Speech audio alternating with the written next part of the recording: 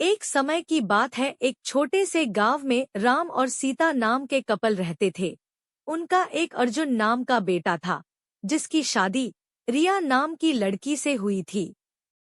राम और सीता कड़ी मेहनत करते थे और अपने बुढ़ापे के लिए पैसे बचा रहे थे।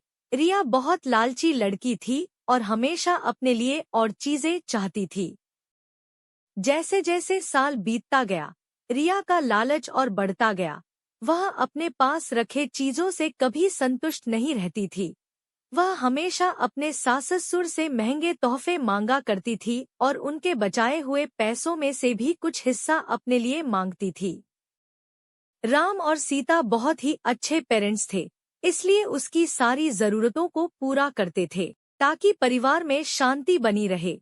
वह अपने पति अर्जुन के ऊपर भी दबाव डालती थी कि वह अपने माँ बाप से पैसे और संपत्ति मांगे। वह बहुत ज्यादा संपत्ति इकट्ठा करना चाहती थी, बिना किसी मेहनत के। एक दिन राम और सीता ने यह फैसला लिया कि वह रिया को सबक सिखाएंगे। वह उसे बुलाते हैं और बोलते हैं कि बेटा, हमें तुमसे कुछ जरूरी बातें करनी है। हमने यह फैसला लिया है कि हम अपनी जायदाद का कुछ हिस्सा अपने बच्चों में बांटेंगे और उसका कुछ हिस्सा तुम्हें भी देना चाहते हैं। रिया खुशी से झूम उठती है क्योंकि वह हमेशा से यही चाहती थी। लेकिन राम और सीता के मन में कुछ और ही चल रहा था। उन्होंने एक पत्थरों से भरा हुआ बैग उसे दे दिया और बोला, बेटी, यह तुम्हारे हिस्से की संपत्ति है। रिया उस बैग को देखकर गुस्सा हो गई। उसने उस पत्थर से भरे हुए बैग को जमीन पर फेंका और जोर से चिल्लाते हुए बोली कि मेरी मजाक उड़ाने की तुम्हारी हिम्मत कैसे हुई? मुझे पैसे चाहिए, ये पत्थर नहीं।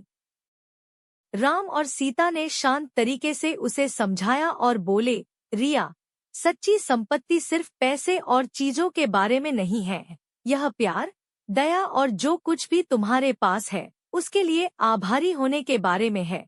हमने हमेशा तुमसे प्यार किया है और तुम्हारी देखभाल की है, और यह पैसों से भी अधिक कीमती है। रिया को एहसास हुआ कि वह लालच में कितनी अंधी हो गई थी। उसको अपने किए गए बर्ताव के लिए पछतावा होने लगता है। उसने अपने सास और ससुर से माफी मांगी और अपने तरीके बदलने का वादा किया। उस दिन के बाद से उसमें बदलाव आया और वह एक अच्छी बहू बन गई।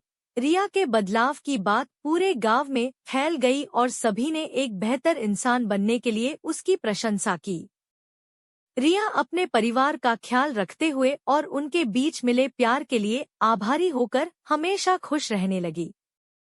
सच्चा धन प्यार, दया और जो हमारे पास है उसके लिए आभारी होने से आता है, न कि हमेशा और अधिक चीजों की चाह रखने से।